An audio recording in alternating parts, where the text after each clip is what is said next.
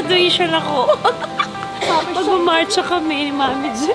Ito pala ba ka ng graduate? Overdue na talaga to. Hindi pa kami nakaka-graduate kasi nag-pandemic din. Finally, now that there's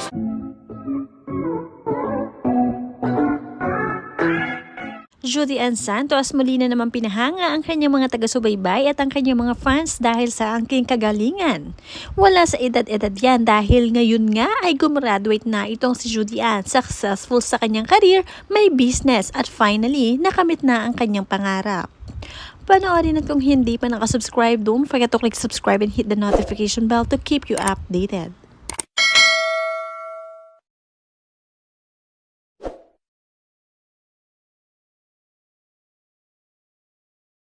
Bukod nga sa pag-aartista at pagiging best actress, ito nga ang pinili niyang career kung wala siya sa mundo ng showbiz. Isa na siyang ganap na chef. Sabi nga niya, "You're never too old to learn something new." Congratulations, Chef Judy Ann, sa bagong milestone in your culinary journey. At marami talaga ang pinahanga ni Judy Ann dito dahil walang nakakaalam na siya nga ay nag-aaral pa at talaga nagsisikap sa buhay. Sabi nga ng isang commenter na chef din mula kay Chef Jean Gonzalez, "In this industry, the older you are, the better you become. If you are open to the demands and upgrades of the times, I'm glad you told me you will join the Asian classes soon." Mula naman sa isa pang commenter, "Chef, ano po ibig ninyong sabihin dyan sa message nyo kay Juday?" Ipinakita nga ni Judy Ann Santos ang kanyang moment sa kanyang graduation. Finally ay makakapag-marcha na rin at proud ang kanyang buong pamilya sa kanya, lalong-lalo na ang asawang si Ryan. Ayun, may graduation ako. Magmamarcha kami ni Mami Jen. Kudos to Chef Judy Ann for her hard work and passion. Completing the long professional Culinary of Arts program at the Center for Asian Culinary Studies is such an inspiring achievement.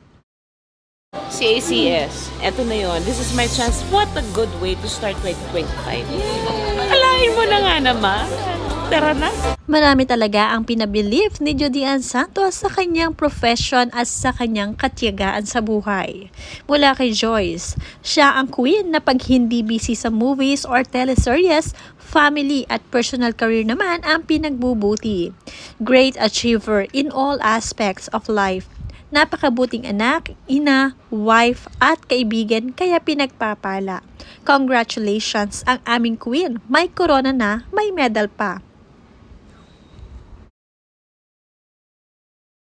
Congratulations, age is just a number. What matters is that you drive the journey you choose and you reach the final destinations. At marami nga ang nakapansin sa glowing look nitong si Judy Ann Santos na ang ganda-ganda niya kahit simple lang yung makeup. Congratulations, Queen. Diba she is glowing?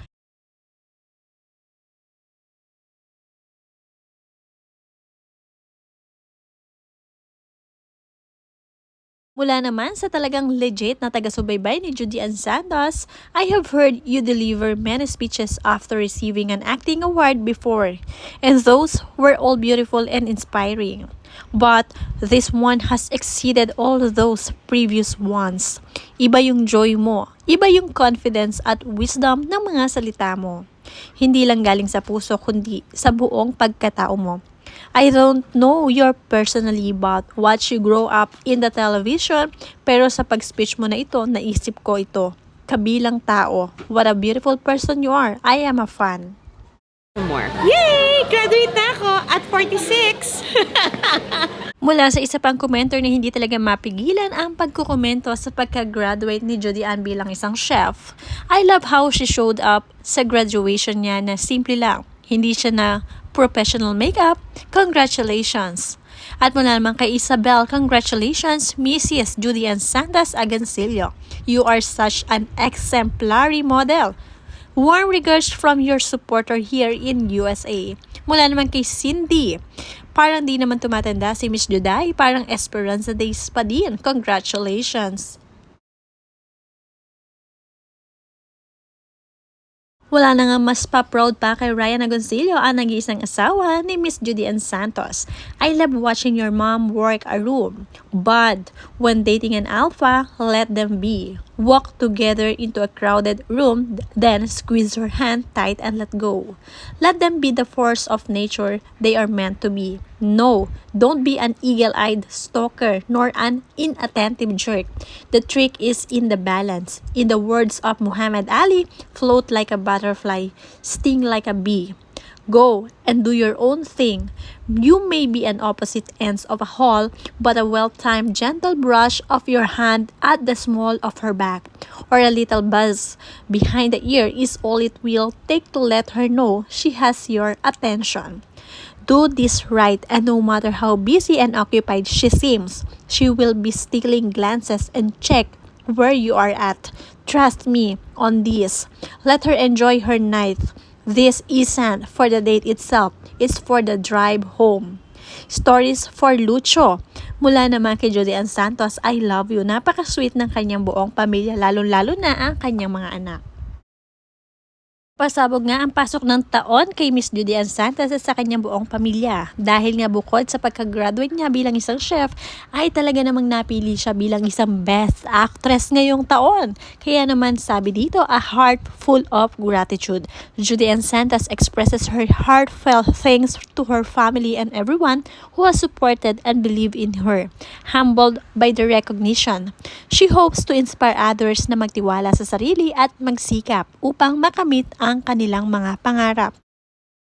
Mula sa mga commenter talagang hindi makapagpigil. Ito ang exclamation point ng 2024 ko. Judy Ann Santos shares her heartfelt gratitude for an unforgettable year with faith in God and the unwavering support of her loved ones. At ang sabi pa na ibang commenter, napaka-humble daw talaga ng idol nila. Nakakatuwa talaga at very proud sila dito. Totoong matagal na akong fan ni Juday, and now that I'm work with her, lalo akong naging fan, not only as an actress but as a person.